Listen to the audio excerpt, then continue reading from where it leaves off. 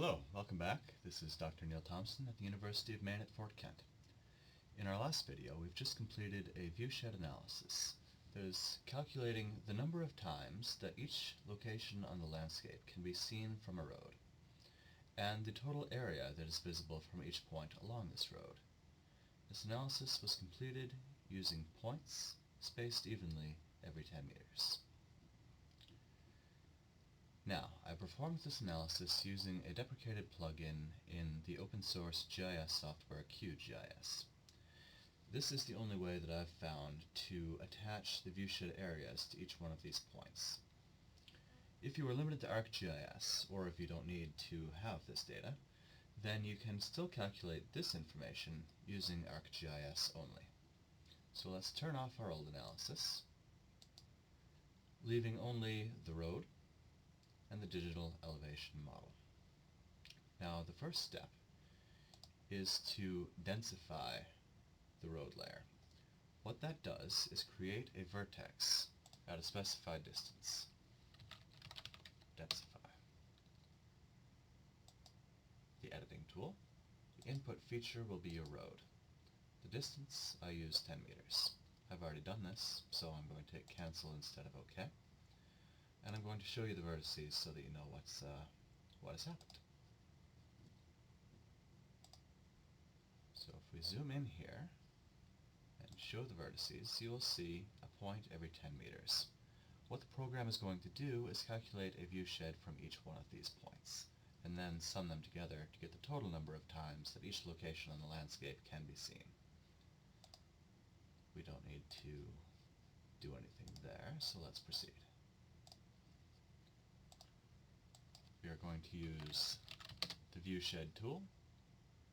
3D or Spatial Analyst works the same. The input raster will be the elevation model, not the hillshade.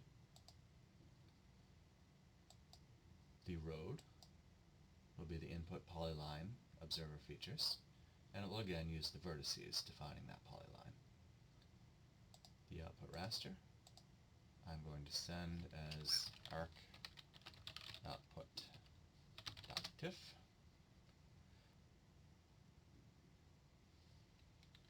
So now we have a default view that is showing only visible and not visible areas. But if we look at the attribute table, we have very much more data than that. We have a value, the number of times that it can be seen, and a count, the number of times that value occurs. So if we go to Properties, and instead of our visible, not visible, we symbolize this in the same way that we did our last one, with break values at 50 and 100. So we are considering a location that can be seen less than 50 times, or for less than 500 meters of road distance, because each point is 10 meters from the last, as unimportant. And then we have moderate importance, 50 to 100 views, and that is 500 to 1,000 meters of visibility. Greater than that, high visual importance. And now we can compare between the two, and we have fairly good agreement.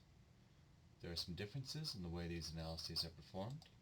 When we're using a densified line, there are still points at the vertices that are defining the original road line. So every time the road takes a turn, it will have a vertex there. That means there's more points, more viewsheds being combined into this analysis, which is one of the reasons why you see some minor differences. The unfortunate thing about this is that it aggregates the data, and I have not found a way to produce this useful data set of the total area that can be seen from each point representing the road. As you can see here, as you go down through this gully, you have a lower visible area. As you get out of that valley, you have a greater visible area. That could be useful in designing roadside pullouts or any number of things. But if that's of no importance to you, then ArcGIS can be very useful for defining which points on the landscape are going to be of greater visual importance than another. Thank you for watching. Please get in contact if you have any questions. My email is neilthompson@maine.edu. Thank you very much for watching.